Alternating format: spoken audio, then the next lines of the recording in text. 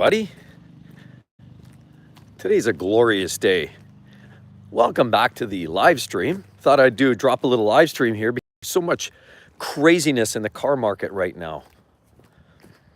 That's right, as per the title, they're saying Volkswagen, Nissan, Stellantis was in trouble. I think they still kind of are. Jaguar.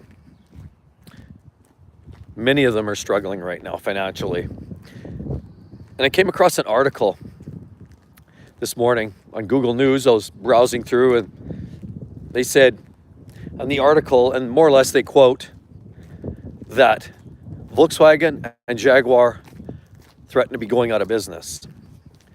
Now, I don't know that. I don't have the financial statements. I don't see the books. I don't know if in fact they are going out of business or not. But this could truly be impactful, devastating to the automotive climate, as it were. You know, we all enjoy vehicles that provide some, something different, right? The more vehicles we have available to us, the more chances that we have, having a diverse group and cluster of different types of vehicles, okay? And whenever you hear of a business going out of business, like a car company going out of business, it's kind of it's almost, dropping the flag to half-mast. Why is that? Well, it's just because it's just not quite the same. It's a loss in some ways. Chris Lashley says, hey, how's it going there, Chris? George says, hello, sir. And hello, everyone. George says, we also have the HRE XKE, Jaguar needs to make cars under the name of Land Rover, 100%. See, and this is part of the thing. This is a really, really bad time in the automotive space. Like, it's great, it's amazing, because there's some crazy cars with immense amounts of performance.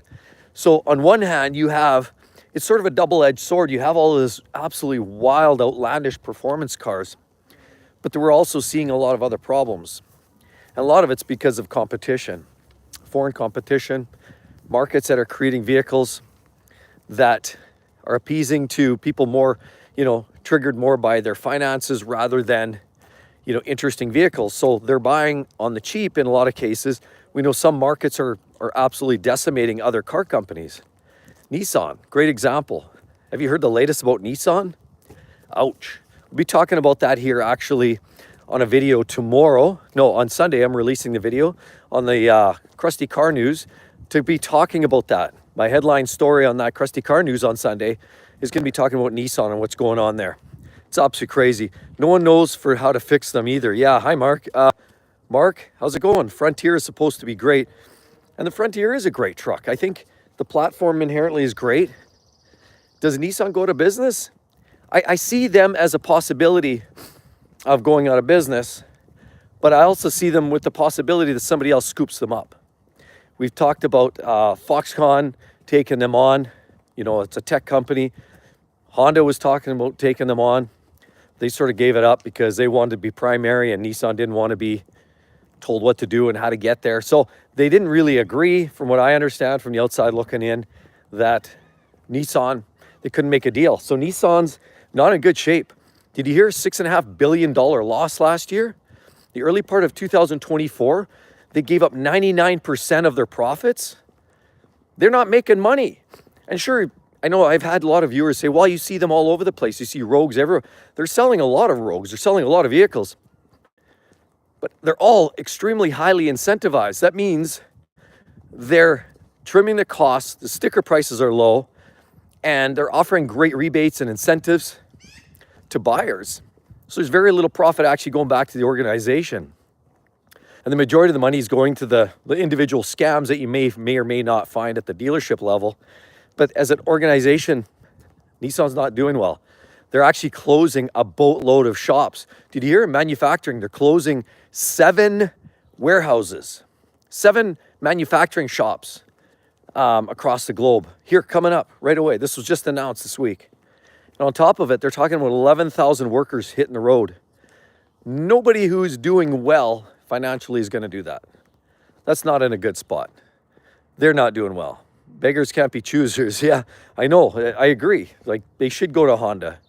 Honda will look after them. At least maybe they'll carry on the badge in some format. But it's, it's better than going out completely. But you know what? It's not just Nissan. Nissan has been tanking for so long now. They're just not making money. They're selling some cars. The Z cars are selling. So is the Rogue. But they're just not making a lot of profits on there. They're just losing. They're losing at an alarming rate. And Nissan, I fear, because I had a 280Z many years ago, a B200 or a little truck there. You know what? They're cool little vehicles. The Datsun back in the day and the Nissans. Remember the 300ZX? It was a lot of fun back in 1990. That was a fun car. Boy, has a lot of things changed, hey? Okay, enough about Nissan. What about Volkswagen? Ouch. Well, we'll get to Volkswagen. Let's just quickly talk about Jaguar. What's going on with Jaguar? Yikes. Hey, how's it going? Lots of saying hi. CVTs did them in. Cesar Lopez says, that question's from North Carolina. Do you think I should give up my Nissan Rogue 2013 and go in another company? Like, yeah, I don't want to. Yeah, I would, 100%. Carlos or Cesar Lopez, you know what? 100%. They're still sticking. They're going down with that sinking ship. I know there's been a revision to their CVT transmission, and that Jatco, and some people kind of stand by that. But there's a lot of people willing to go down that sinking ship. So that CVT transmission is still not good.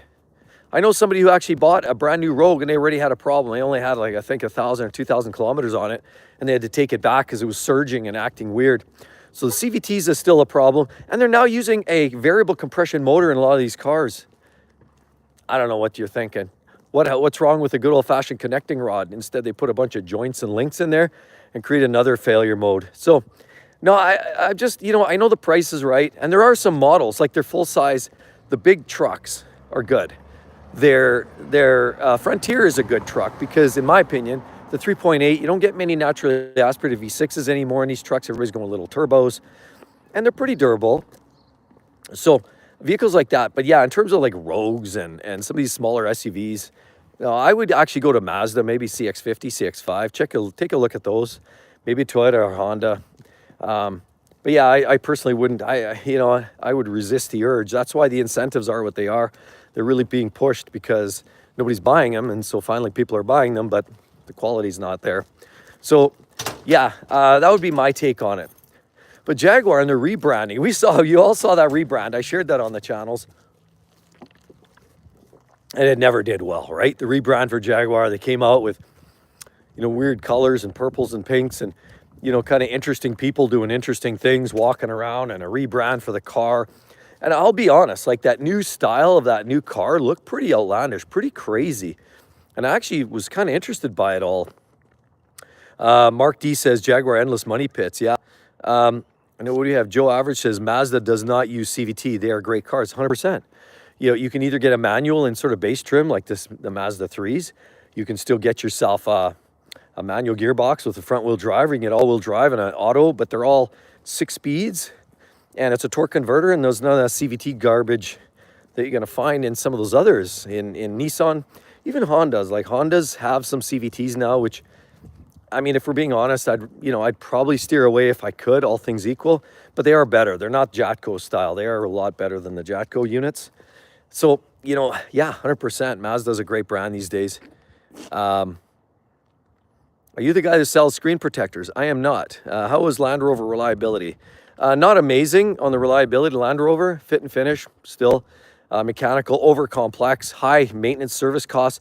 I don't mind JLR. Like, I had an F-Type. I love that car immensely. But every time, annual service was $1,500, $1,000 to $1,500 to $2,000 just to do the annual stuff. That's without things breaking. It just goes steeply up after that. Land Rover, run for the hills. Now they, using a BMW twin turbo V8 in some of the engines, not bad. Make EVs in UK. I don't hate the new look Jaguar cars. Don't like the message. Way too 100%. And so back to the Jaguar thing. That's what's going on there. But they openly admitted that they don't think that they can survive. And so I came across this article, and Jaguar doesn't believe that they're able to survive in this market. They don't think that they can hold on for dear life. This market is absolutely, they can't be competitive. They're not going to even try to compete We know we heard some of those brands like Range Rover and those guys all, last I heard this week, is that they said basically we're not even going to try to set up shop, on North American soil. We can't even try to compete with that. We're not going to try. And so they're almost conceding to loss. And it seems like the JLR group, Tata Motors, Jaguar, Range Rover, they're all setting themselves up for failure. What do we got here? Jero says, hey man, off topic, but you look like Negan from The Walking Dead. Yeah, I actually have heard that from time to time. Hey, hosers. Ooh, what do we got here? Mark's Carney. And the HRE XKR says Jags from 12 to 24 were awesome. I agree. I think Jaguars, they never got, at least in my opinion, in recent years, the press that they should have. I think they're a pretty decent brand these days, knocking on wood, but they are high cost for servicing. Okay, they are straight up. But they are no worse. I mean, if you're worried about reliability, they're not any worse than an Audi or a Benz. Trust me. I mean, I've seen it. I lived it. I know it. I researched this. They're really not. It's just more of the network of shops of access for servicing. That's where the real challenges come. But overall, they're no better. They're no worse than some of the others. So, yeah, Jaguar not doing well, openly admitting that they're not doing well. And going to that new rebrand, they realized they made a big mistake. And then the last I heard was the consultant that sort of sketched that up and created that rebrand, they've been kicked to the curb. So I don't know if there's a new rebranding consultant that they're bringing in-house, but I sure hope they don't kind of come along the same idea, because they clearly fell on their face, and that didn't work out very well. Armand says, bro, check out Magic John official. You look exactly like him.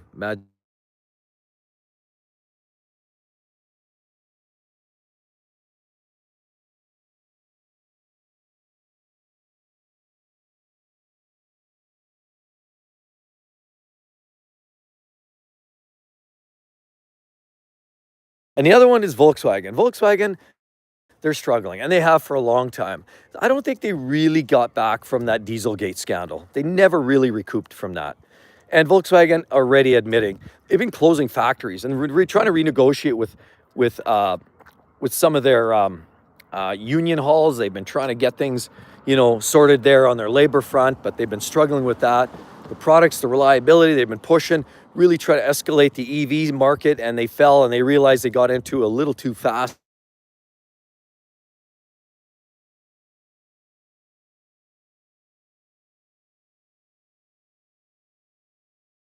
Seem to be doing, what they intended to do was just try to stay ahead of the curve. But so Volkswagen, Nissan, Jaguar, all three brands, it'd be a devastating day if those brands go away. I'll be totally frank with you. It'd be nice if they hang around longer, maybe get back into what the customers are actually looking for, maybe make more reliability as part of a priority in building these vehicles. And then, you know what? Diversity is wonderful. I hate to see any brand shut down. Nobody wants to see that, because we all like some of the history, and we all love, just having something different to shop for, something different to drive around in. And it's a sad, sad day when we think about, what some of these brands, what they've subjected, what they've become ultimately. Now with cars like BYD, they're taking over. They're starting to run past some of these other brands. And you know what? We may not everybody, and certainly some people like EVs and some people don't, but it's really more about the fact that there is enough population buying the EVs to say, look, we're going to buy that because it's cheap, it's affordable, it's in line with the new trends, and people are buying them. And it's pushing some of the big European brands. Mercedes stocks are down. They're not doing that amazingly either. So it feels like a lot of the Euro brands are really facing the heat with the EU6 and some of these newer regulations in Europe and the transition. I don't know. And of course, again, Volkswagen being one of the biggest car brands in Europe, it's hurting. It's hurting them bad. Joe Average says, hold, new Lexus EX looks bad. Yeah, the interior looks like a mess. What do you think about the Subaru Outback or Forester? They're decent. They get good ratings for reliability. I'm still not a big fan because they're all rocking CVTs.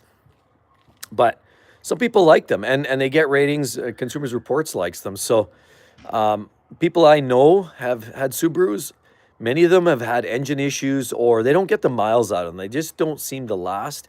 But if you're going to hold on to a vehicle for 5 to 10 years, but you're not worried about 15 to 20 years, I think Subarus are fine. X7 or Q8, go with the X7 with the 6-cylinder. Don't go with the V8. And the Jaguar XE was a trial to the mass market and was fantastic in 3-liter form. Blows my mind it failed. I agree. It's too bad. And it's too bad the diesels are gone. For all agent as well. It's too bad the diesels are gone. I was talking with a guy yesterday, and it's too bad BMW's making some great diesel engines in Europe, and then they sort of gave that up here in North America. Yeah, there's a lot of potential out there, and a lot of it's being pissed away. So it's unfortunate. But that's where the market is. And a lot of these car brands are facing a serious, serious detriment here coming up with the transition and the aggressively priced Asian markets selling electric vehicles like BYD. It's naturally going to put a lot of pressure on these European brands and even the non-European brands, even the say some of the Japanese brands, and they're all going to feel the hurt. I mean, Ford's admitted that they can't compete. We've heard the CEO comment that he had a vehicle on loan for a while and he realizes they're so far ahead. So everybody's saying, look, nobody's competing with the Chinese markets right now, and it's going to flush a lot of these car brands out. It's sad, but this is what we're seeing, and this is the midst. We're at the sort of the precip or the cusp of this all happening. But anyway, I hope everybody has a wonderful day. I just wanted to drop in and have a quick chat as well. Don't forget to subscribe to the channel. Hey, if you want to see the regular content, be sure to hit that subscribe button on Exotic Car Play Place. Be sure to hit that as well as the notification bell. And I'm glad to see each and every one of you show up on this last-minute live stream. Have a wonderful day, everybody, and a wonderful weekend. See you then. Bye-bye.